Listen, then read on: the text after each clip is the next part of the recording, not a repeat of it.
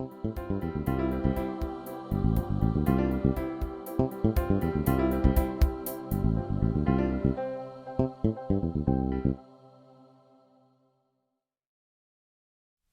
happy writers, I'm Steve Sommin and welcome to my channel. What would a writing channel be without show not tell? So that's what we're going to cover today, and before we get into it, please hit that subscribe button and then hit the bell so you get notifications every time I drop a video. Obviously, oh for God's sake, everybody goes on about this one. Show, don't tell. But to be honest, most of the advice seems to be really vague and not very helpful at all. So I'm going to try and give it my spin. See if it's going to be a little bit more helpful. Let's get into it. Show, don't tell doesn't mean you have to show every single thing, that your entire book needs to be showing the story. This is not true. But there is a fine line between how much you tell and how much you show. After all, you have to tell a lot, but you also have to show a lot. A lot of the advice I've seen out there seems to be revolving around the idea of tell me what they are doing, then show me how they are doing it.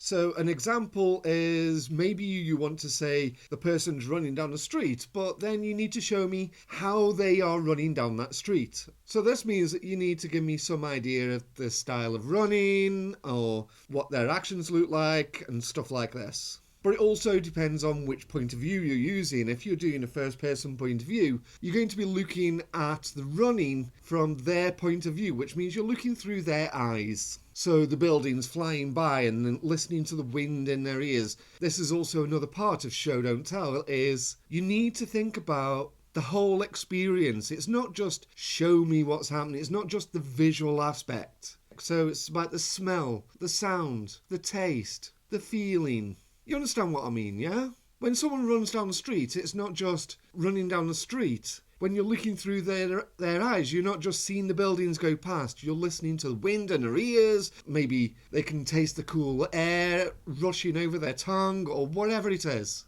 This is the showing part of that, but you did tell me what they're doing, which gives the showing a bit more context. Okay, my next bit of advice is don't tell me someone or something is something. Show me. I mean, if you have to say someone is organised, then they are not organised. Seriously? I need to see it. So instead of saying they are organised, actually avoid saying they are organised at all. Just show me how they've organised the room that they're in. What is it about their character that exemplifies the thing that you are trying to tell me that they are? So, if they're organised, alphabetical order of their whole record collection, which is extensive, you know?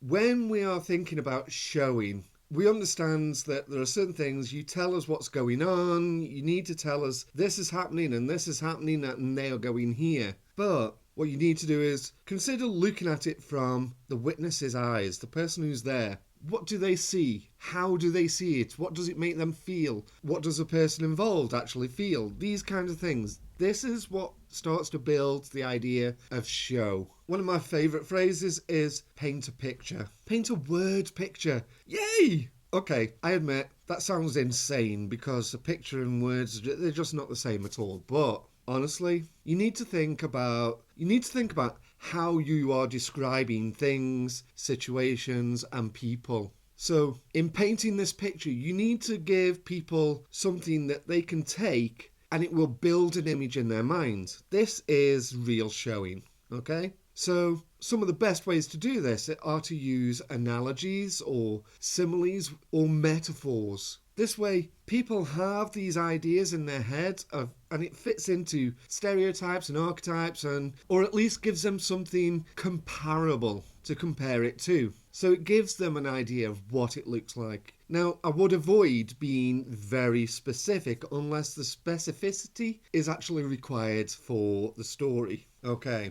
So how do we actually do it in the writing? Well, so one of the easiest ways to make sure that we can incorporate it into the writing properly is to lose filter words. So, for example, he looked at, his eyes scanned. No, These are all filters for actually putting the person in the activity itself. If you take away those filters, then the activity just happens. And that actually helps the reader to understand what's going on, and it also helps the reader to build their own image of what is happening. Now, an aspect of show don't tell you don't see talked about very often is when it comes down to dialogue. So quite often you're giving people dialogue and then you'll do things like she pushed on. So she says a sentence, then she pushed on and says another sentence. We don't really need this. This is like a redundancy. You're telling me that she's doing it and then you're doing it as well. We need to lose these redundancies. So if you want to show during dialogue, it's like she says the sentence and she sits back, rolls her eyes, and then leans forward. Then she continues talking the next sentence. That shows that she's actually fed up with this and she's going to push on. Without saying she pushed on, but it also shows what she's thinking rather than telling the reader. And it's actually more engaging than, you really need to tell me what's going on. She paused and pushed on. If you don't, we're going to have real problems. Okay, this is very tightly linked with the idea of remove redundancy. It's like, don't tell people every minute detail. Don't show them every minute detail either. If it's not important or it's just a confirmation of something that they already know, then take it out. Don't treat your reader like they are an idiot.